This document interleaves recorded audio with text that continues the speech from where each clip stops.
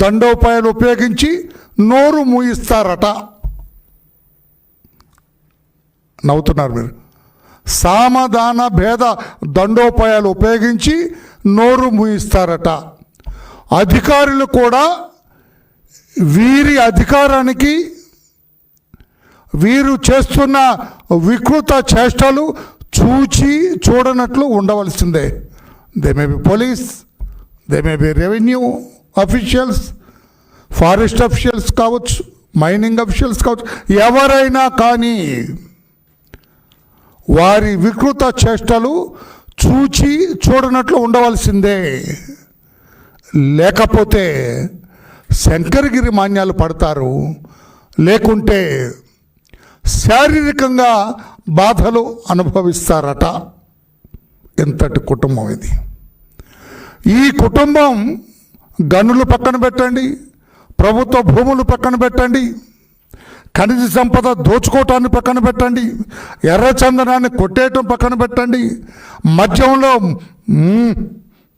మద్యాన్ని లాగేయటం పక్కన పెట్టండి. ఇవన్నీ పక్కన పెడితే అటవీ భూములు, ఒక పెద్ద ఆటవిక సామ్రాజ్యాన్ని ఏర్పాటు చేసుకున్నాడు పెద్దిరెడ్డి రామచంద్రారెడ్డి గారి కుటుంబం. పెద్ద ఆటవిక సామ్రాజ్యాన్ని ఏర్పాటు చేసుకున్నారు. ఈ రోజున అతను నాకు తెలియదు అంటానికి లేదు. దాదాపు 238 ఎకరాలు అటవీ భూమి వీళ్ళ కంట్రోల్లో ఉంది అన్అఫిషియల్గా. ఇది వర్లరామయ్య అంటున్న మాట కాదు, మా అధినేత నారా చంద్రబాబు నాయుడు గారు అంటున్న మాట కాదు, మా యువనేత లోకేష్ బాబు గారు అంటున్న మాట కాదు. సాక్షాత్తు దర్యాప్తు చేసిన విజిలెన్స్ విభాగం చెబుతున్న మాట. 238 ఎకరాల పైచిలుకు అక్రమ మార్గాన వీళ్ళు స్వాధీనం చేసుకున్నారు. ఒక ఆటవిక సామ్రాజ్యాన్ని నిర్మించుకున్నారు పెద్దిరెడ్డి రామచంద్రారెడ్డి గారు. ఈ ఆటవిక సామ్రాజ్యానికి ఇనుప కంచె వేశారు. Seize audacity. చూడండి అతని దౌర్జన్యం. జనరల్గా ఒక 10 గజాలు అటవీ భూమి ఆక్రమించుకోవటానికి గజగజ వణుకుతారండి. 1 సెంటు అటవీ భూమిని ఆక్రమించుకోవాలంటే భయపడతారు. ఆ చట్టాలు అలాగున్నాయి. 238 ఎకరాలు ఇతను ఆక్రమించుకున్నాడంటే ఇతనికి ఎన్ని జీవిత ఖైదీలు వేయాలో, ఎన్ని జీవిత ఖైదీలు వేయొచ్చో చట్టం. 1 ఎకరం కొట్టేస్తేనే లైఫ్ వేస్తారట. యావజ్జీవము కారాగార శిక్ష అనుభవించాలి అతను. మరి అటువంటిది 238 ఎకరాలు కొట్టేశాడని ఈ రోజున విజిలెన్స్ రిపోర్ట్ ఇస్తూ ఉన్నారు అతని మీద. ఇంతటి అడాసిటీ, ఇంతటి దుర్మార్గం, ఇంతటి అవినీతి, ఇంతటి విచ్చలవిడితనం, ఇంతటి దౌర్జన్యం, ఇంతటి దురాక్రమణ, ఇంతటి బట్ట బయలు రాజకీయం ఎవరైనా ఎక్కడైనా ఉందా? మనం గతంలో బీఆర్ అనుకునే వాళ్ళం. లేదండి, వాళ్ళు కూడా. ప్రధానంగా ఇక్కడ గమనించవలసినటువంటి అంశం ఏమిటంటే, మరొక్కసారి రాష్ట్ర ప్రజానీకం తెలుసుకోవాలి. తిరుమల తిరుపతి దేవస్థానం అనేది చాలా పవిత్రమైనటువంటి దేవాలయంగా ప్రపంచవ్యాపితంగా కోట్లాది మంది భక్తులు భావిస్తూ ఉంటారు. అంతేకాదు, పవిత్రతకే కాదు, నాణ్యతకి, పరిశుభ్రతకి కూడా చాలా పేరు ప్రఖ్యాతులు గడించినటువంటి దేవాలయం. ఈ దేవాలయంలో అన్నప్రసాదాలు కానీ, ప్రసాదం కానీ, తయారీలో, నాణ్యతలో, శుభ్రతలో నెంబర్ 1 అని పేరు. అన్ని దేవాలయాలు, ప్రపంచంలో ఉన్నటువంటి అనేకమైన దేవాలయాలు, దేశంలో అనేక దేవాలయాలు ఈ తిరుమల తిరుపతి దేవస్థానంలో ఏ విధంగా ప్రసాదాలు తయారు చేస్తారు, ఏ విధంగా ప్రమాణాలు పాటిస్తారు అనే దాని మీద అధ్యయనం చేసి వారు కూడా దీని నుంచి తెలుసుకునేంత స్థాయిలో జరుగుతూ ఉంటాయి. ఇది అందరికీ తెలిసినటువంటి సత్యం. దశాబ్దాలుగా ఒక పద్ధతి అక్కడ ఏర్పాటు చేశారు. ఆ పద్ధతి ఏమిటంటే, ఏదైనా సరే ఒక లడ్డూ ప్రసాదానికి ఆవు నెయ్యిని పవిత్రంగా వాడతారు. ఆ ఆవు నెయ్యి సరఫరా చేసేటటువంటి వారికి ప్రతి 6 నెలలకి ఒకసారి టెండర్ వేస్తారు. ఇదేది చంద్రబాబు నాయుడు గారు చేసిందో జగన్మోహన్ రెడ్డి గారు చేసిందో కాదు, ఇది ఆనవాయితీగా వస్తున్నటువంటి అంశం. ప్రతి 6 నెలలకి ఒక ఈ టెండర్ పిలుస్తారు. ఈ టెండర్లో ఎవరైతే L1గా వస్తారో వారికి ఇస్తారు. ఇచ్చిన తర్వాత వారు సరఫరా చేసేటటువంటి నెయ్యిని పరిశీలన చేస్తారు, టెస్ట్ చేస్తారు. దాని నుంచి శాంపిల్స్ తీస్తారు. శాంపిల్స్ తీసి 3 టెస్టులు చేస్తారు. ఆ 3 టెస్టుల్లో పాస్ అయితే ఖచ్చితంగా ఇవి బాగున్నాయి, కల్తీ లేదు అని తెలిస్తేనే దాన్ని కొండ మీదకు పంపిస్తారు. ఇది ఇవాళ జరుగుతున్నటువంటి అంశం కాదు. ఒకవేళ ఆ 3 టెస్టుల్లో కల్తీ కానీ కరెక్ట్గా కానీ లేదు అని భావిస్తే వెంటనే తిరిగి పంపించేస్తారు. అలా జగన్మోహన్ రెడ్డి గారి హయాంలోనూ సుమారుగా 18 ట్యాంకర్లు పంపించేశారు. అలాగే చంద్రబాబు నాయుడు గారి టైంలో కూడా 2014-19లో కూడా నాణ్యత లోపించింది, టెస్టుల్లో సరిగా లేదు అని భావించినప్పుడు వాళ్ళు కూడా పంపించారు. ఇదేం కొత్త కాదు. చంద్రబాబు నాయుడు గారి హయాంలో కానీ జగన్మోహన్ రెడ్డి గారి హయాంలో కానీ ఏదైతే టెస్టులు పాస్ కాలేదో, అక్కడ కరెక్ట్గా లెక్కలు రాలేదో ఆ నాణ్యతకు సంబంధించి వాటిని రిజెక్ట్ చేసి కిందకి పంపించేస్తారు. ఏదైతే నాణ్యత బాగుందనేది వచ్చిందో వాటిని మాత్రమే అన్న ప్రసాదాలకు వాడతారు. ఎక్కడ ఇంకా కల్తీ కలిసే అవకాశమే లేదు. ఈ టెస్టులన్నీ పాస్ అయిన నెయ్యినే వాడినప్పుడు ఇక లడ్డూ ప్రసాదంలో కల్తీ కలిగే అవకాశమే లేదు అనేది అందరికీ తెలిసినటువంటి సత్యం. ఇవాళ చంద్రబాబు నాయుడు గారు అధికారంలోకి వచ్చారు. జూన్ 4వ తారీఖున ఫలితాలు వచ్చాయి. చంద్రబాబు నాయుడు గారు జూన్ 12వ తారీఖున ప్రమాణ స్వీకారం చేశారు. జగన్మోహన్ రెడ్డి గారు హయాంలో ఉండంగానే రొటీన్గా వచ్చినటువంటి టెండర్స్లో టెండర్లు ఫైనలైజ్ అయ్యాయి. ఆ టెండర్లు ఫైనలైజ్ అయింది ఏఆర్ సప్లైకి సంబంధించినటువంటి వాళ్ళు సప్లై ఇవ్వడానికి టెండర్ ఫైనలైజ్ అయింది. వాళ్ళు సప్లై ఎప్పటి నుంచి చేయడం మొదలెట్టారు అంటే జూన్ 12, 21. ఇవాళ కలవడానికి ముఖ్య ఉద్దేశం piracy.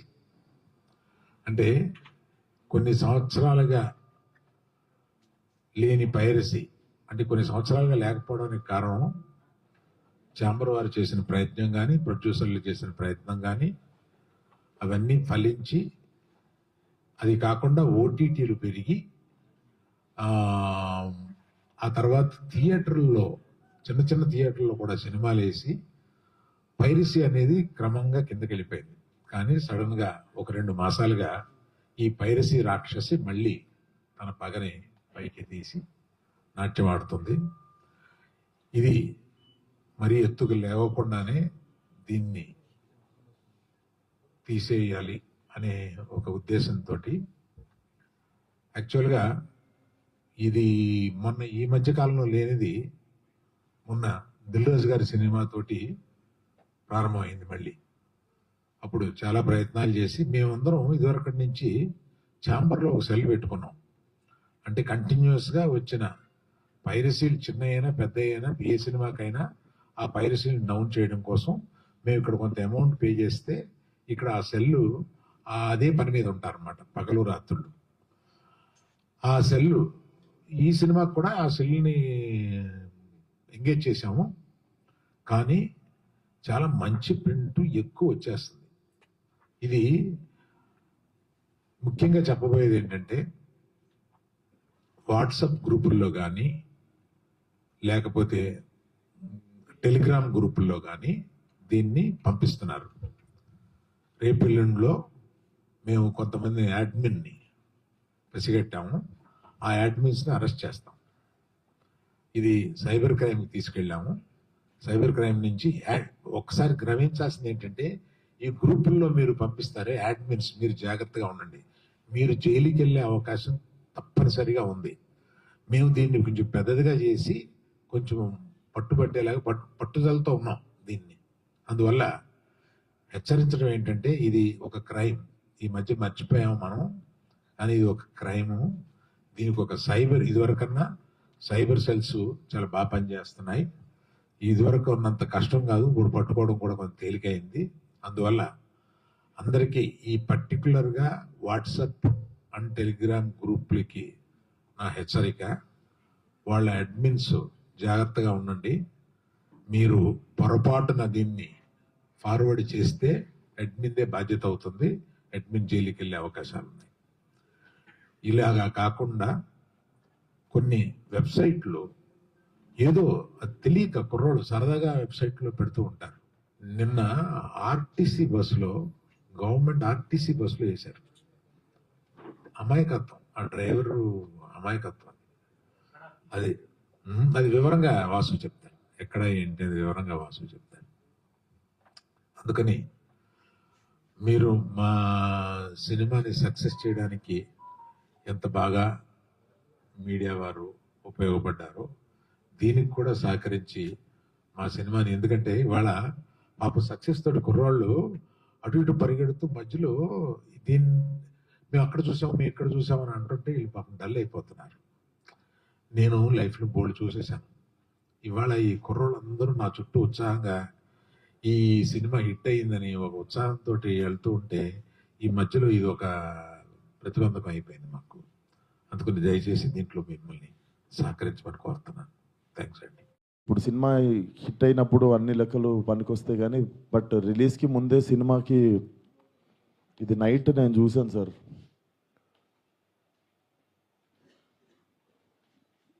14th Feb morning Laila movie HD print link పెడతా.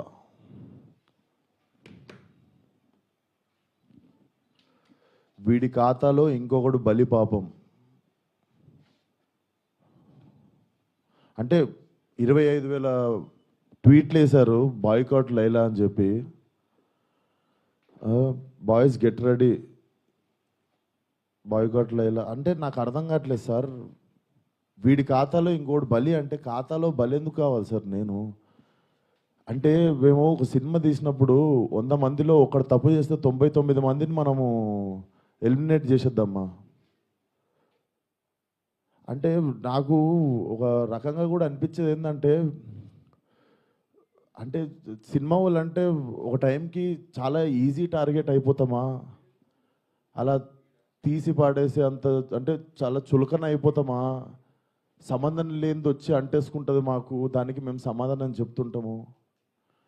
ఆ వ్యక్తి అది మాట్లాడినప్పుడు ఆ వ్యక్తి అనుభవం అంత ఉండదు సార్. నా వయసు నాది 29, 30 వస్తే మార్చి వస్తే. ఆ వ్యక్తి అది మాట్లాడుతున్నప్పుడు నేను కానీ ప్రొడ్యూసర్ గారు కానీ చిరంజీవి గారు వస్తున్నారంటే రిసీవ్ చేసుకోవడానికి బయటికి వెళ్ళాము. తిరిగి వచ్చాము, ఈవెంట్ అయిపోయింది. ఇంటికి వెళ్ళేదాకా మాకు తెలియదు ఈ వ్యక్తి స్టేజ్ మీద ఏం మాట్లాడాడు. అండ్ మేము సినిమాలో అలాంటి సీన్ ఏం పెట్టలేదు. అతను లోపల వేసినప్పుడు ఎన్ని గొర్రెలు ఉంటాయో అతను సినిమా లాస్ట్ దాకా కూడా అన్నీ గొర్రెలు ఉంటాయి. అండ్ మాకు అతను మాట్లాడిన దానికి సినిమాకి వీటికి ఏం సంబంధం లేదు. మీరు అతని మీద కోపం మా సినిమా మీద చూపించడము, ముఖ్యంగా చాలామంది కష్టపడ్డాం సార్ ఈ సినిమాకి. అట్లా సినిమా రాకముందే చంపేయకండి. అండ్ మరీ అంత చిన్న అంత చులకనగా నాకు అర్థం కావట్లేదు ఏం మాట్లాడారు. బాయ్కాట్ లైలా 25 ట్వీట్లు ఏంటండి? 25,000 ట్వీట్లు ఏంటండి?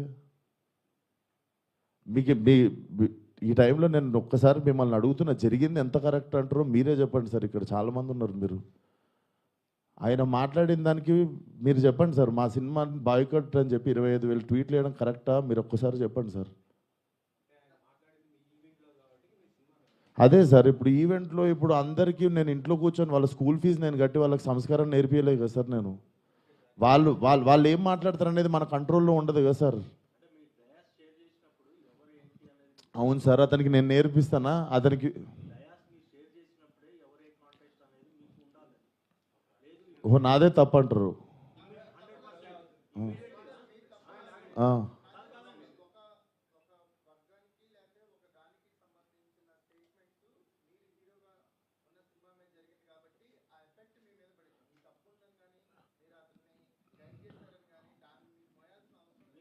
నేను అదే అంటున్నా, నేను కానీ ఇప్పుడు నా మీద పడింది కదా.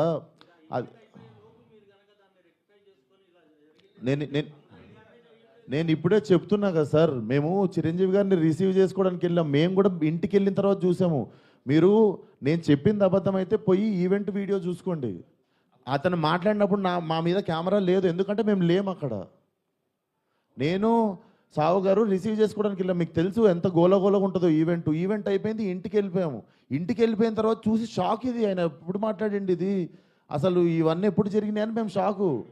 ఎందుకంటే ఈవెంట్ అయిపోయిన తర్వాత మేము కూర్చొని డిన్నర్ చేస్తున్నాము, అంత అయిపోయింది. ఇంటికి వెళ్ళిపోయిన తర్వాత సడన్గా ఈ హ్యాష్ ట్యాగ్ చూసి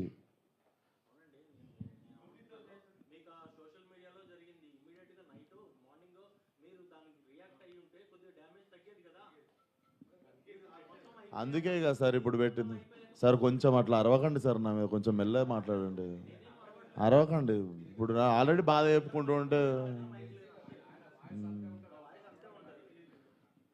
సరే సార్, మీకు మీ అందరికీ చూస్తున్న జనాలకి క్లారిటీ ఇవ్వడానికి వచ్చినాం ఇక్కడికి.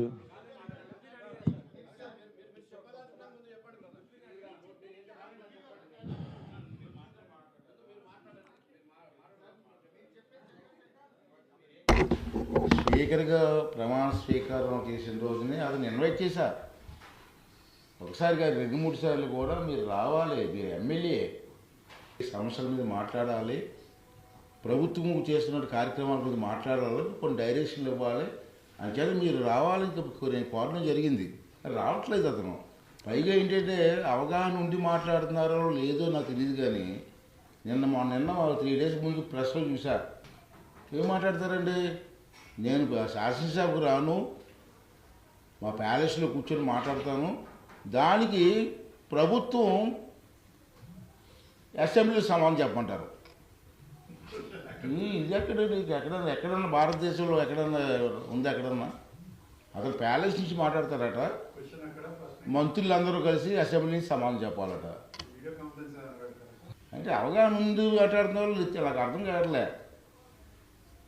మళ్ళీ ఏమంటారు, మొన్న 2 రోజుల క్రితం ప్రెస్లో వచ్చింది, చంద్రబాబు నాయుడు గారికి ఎంత టైం ఇస్తారో అసెంబ్లీలో నాకు కూడా అంతే టైం ఇవ్వాలంటాడు. ఏ రూల్ ప్రకారంగా ఇవ్వాలి? నేను ఎక్కడ ఎందుకు ఇవ్వాలి? నువ్వు ప్రతిపక్ష నాయకుడు కాదు, నీకు రావాల్సిన ప్రతిపక్ష నాయకుడికి రావాల్సిన నెంబరింగ్ నీ దగ్గర లేదు. అది అందరికీ తెలుసు, జగమెరిగిన సత్యం. జగన్కి తెలియదు, జగమంతా తీసుకొని జగన్కి తెలియట్లేదు, అది బాధ. అంచేత నేను అందుకే చెప్పాను, రూల్స్ గురించి మాట్లాడతారు. చట్టం ఉంది, చట్టం పని చట్టం చేసుకెళ్ళిపోతుంది కదా. అంటే ఫేస్ చేయడం అంటే మేము ఇద్దరు ఏం చేస్తామండి? ఇక్కడ మాకు కూడా రూల్స్ ఉంటాయి కదా, మాకు కూడా కట్టుబాట్లు ఉంటాయి కదా. నువ్వు రావద్దని చెప్తావా, వచ్చిన బయట పంపించేస్తావా? ఆ సాంప్రదాయం మాకు లేదు కదా, ఆ గౌరవం ఇవ్వాలి కదా. ఎన్ని సెషన్స్ అని కాదు, కంటిన్యూస్గా 60 రోజుల పాటు శాసనసభ సమావేశాలకు అనుమతి తీసుకోకుండా డుమ్మా కొడితే వారి సభ్యత్వం రద్దు అవుతుందని రాజ్యాంగంలో ఆర్టికల్ 190(4) అందులో చాలా స్పష్టంగా రాసి ఉంది. సో దాన్నే ఇంప్లిమెంట్ చేయవలసిన బాధ్యత సభ మీద ఉంది. అంటే శాసనసభాపతి గారు 60 రోజులు దాటిన సభ్యులు ఎవరున్నా సరే సభలో ప్రవేశపెట్టాలి. మరి వీరిని చట్టం ప్రకారం వారు ఇన్ఎలిజిబుల్ అవుతారు. అక్కడికే వారు డిలే కన్ఫర్మ్ చేయమని రిక్వెస్ట్ పెడితే సభ అనుమతిస్తే ఆ డిలే కన్ఫర్మ్ చేసే అధికారం సభకుంది. అదర్వైజ్ కంపల్సరీగా 60 రోజులు దాటిన వెంటనే శాసనసభలో దాన్ని ప్రవేశపెట్టాలి. That is mandatory. రాజ్యాంగ ప్రకారంగా రూల్స్ ప్రకారంగా అసెంబ్లీ రూల్స్ ప్రకారంగా చూస్తే ప్రతిపక్ష నాయకుడికి ఆ హోదా ఉంటుంది తప్పించి ప్రతిపక్ష నాయకుడు హోదా లేని వారికి ఇవ్వాలని ఎక్కడ నాకు నేను మొత్తం చదివాను నేను. నీకు నీకోసం కొత్త రాజ్యాంగం రాస్తామేమన్నా, కొత్త రూల్స్ ఏమి పెడతామా? నీకున్న నెంబర్ 11 మరి నీకు రావాల్సిన ప్రతిపక్ష నాయకుడు కాదు ఎంత నెంబర్ ఉండాలి? నీకు 18 ఉండాలి. అంటే మామూలుగా నేను లాస్ట్ టైం రిక్వెస్ట్ చేశాను, మీరు రావాలండి. నా బాధ ఏంటంటే, సరే నువ్వు రావట్లేదు, నీతో పాటు ఇంకా 10 మంది ఎమ్మెల్యేలు గెలిచారయ్యా. వాళ్ళ సమస్యలు అసెంబ్లీలో చెప్పుకునే అవకాశం కూడా వాళ్ళకి ఇవ్వాలి. వాళ్ళు కూడా రా, నీతో పాటు వాళ్ళు కూడా వెళ్తున్నావు ఏంటి, ఇది తప్పు కదా ప్రజాస్వామ్యంలో. ఆ మిగతా 10 మంది అయినా వచ్చి కనీసం కాన్స్టిట్యూన్సీ సమస్యలు మాట్లాడే అవకాశం ఇవ్వాలి కదా యాజ్ ఎ లీడర్, పార్టీ లీడర్గా. ఇది తప్పు అంటాను నేను.